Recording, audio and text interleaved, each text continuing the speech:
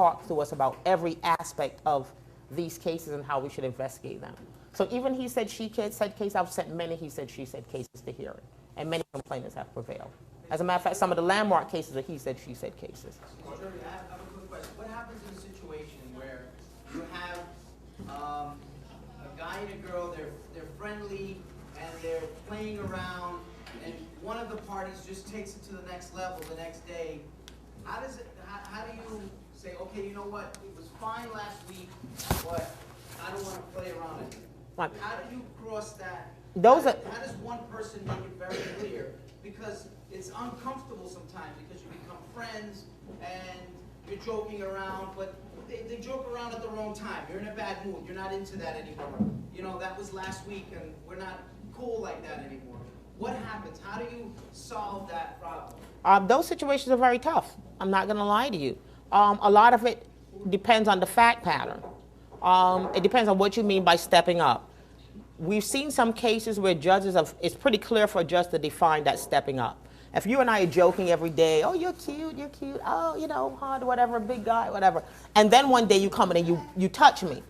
You know, the courts are pretty clear that, you know, that's an obvious step up. You know, many people joke around verbally, but most people don't grow. But what if it's not a step up? But that's what I mean. If it's just a thing, then what you're talking about is then this is brokering it between you with the supervisor in the workplace. That's when it's even more important to make it clear. I know we joke around a lot, but I don't like this and why. And what if the person is too shy to tell the other person? Then they have to tell a supervisor or someone. But at that point, it really is their responsibility to object.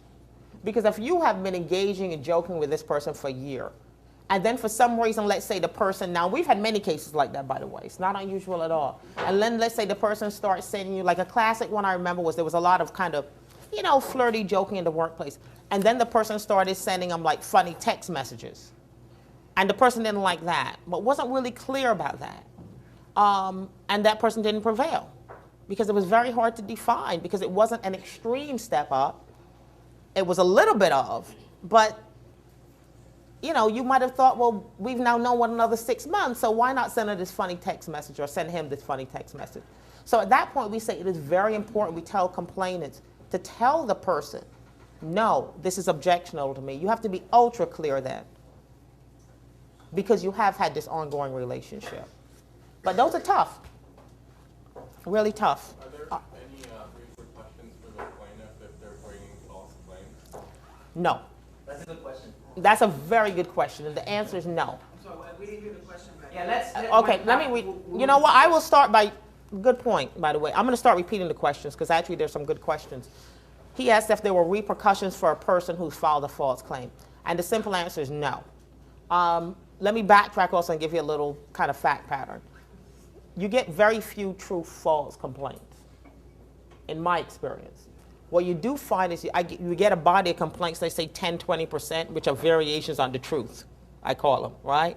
So something's happened, but it's an issue of, you know, that kind of stuff. What's the interpretation of what really happened? I'm not going to lie to you and say we haven't had a handful that we may suspect lied. And I probably had one or two that I'm pretty sure lied. But you can't kind of legislate for the minimum. Most people, to bring these kind of complaints is so mentally and physically draining that you really don't. If you've lied, usually we don't hear from them when we contact them.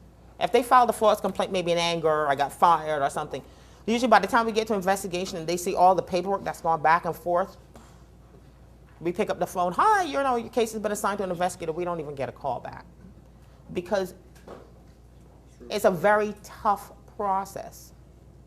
You know, once you file the complaint, you know, you're getting all this stuff that's giving you all these threats about notarizing in federal and state law. And, you know, you're getting this thick response from this big law firm. And, you know, we're sending you these letters, you know, sounding really legal. And the reality is if you've lied at that point, you're halfway through freaked out. You're like, oh, my goodness, what did I get myself into? And you can't get out easy. You know what I mean? Because we're telling you that in the notices, you have a federal and state complaint, these are these numbers, and there's only certain ways you can dismiss the complaint, and we're going to investigate. And so it's very rare to find an outright lie. Again, what people may have perceived they're doing, or, you know, maybe they participated and they're not truly accepting their partial responsibility, or they did something too. I mean, there could be all these other variations. but they're very rarely lies. Very rarely. We have to move cars. Cardboard? Take 5 minutes. Just go move them and come right back, please, guys. Okay. David, go smoke and come back. David.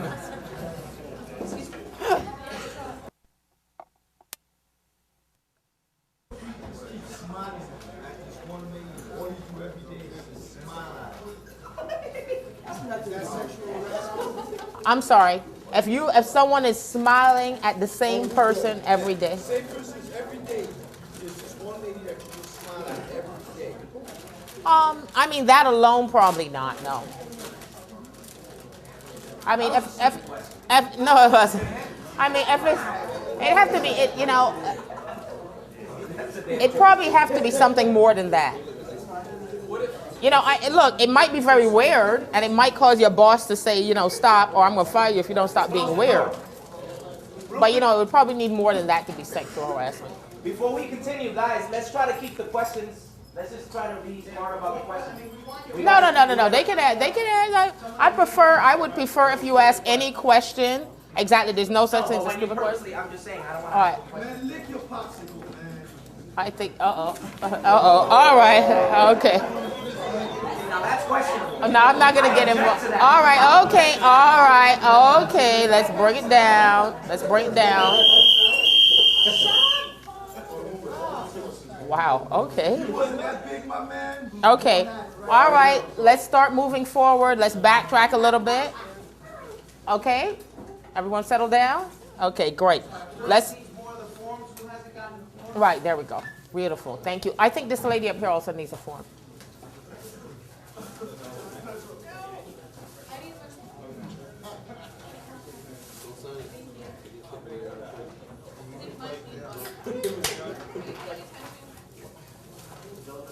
I kept master copies, so if anybody needs one and we run out, you would just see us after the meeting and we'll make sure we get some to you. Okay.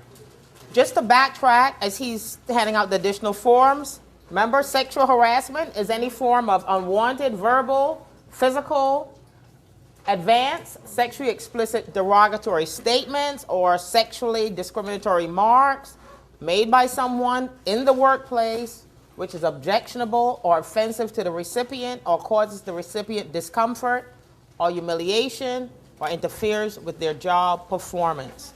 Sexual harassment, anyone can be sexually harassed, and the workplace is broadly defined as any place you're at work.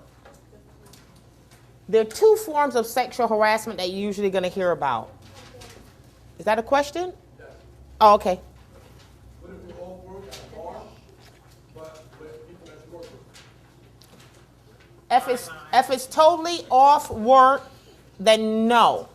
But there are some situations when an off work function can move into work. So let's say you're at that bar with your supervisor. The supervisor says, come on, I'm sorry, I don't know your name, John, date me, whatever. You say no. And then the next day, the supervisor says, oh yeah, you don't want to date me, and starts retaliating against you in the workplace. That can be. So although the incident happened outside of work, it was brought into work. Okay? But if it becomes purely outside, so let's say you're dating someone outside of work, has nothing to do with work, although it's a coworker, things are happening all outside of work, nothing ever happens at work, although you both work for the same company. That's not going to be covered by our law. I'm sorry. Let me take these, and I'll come back. Question, oh, you're just talking to him. Okay, question before I move on?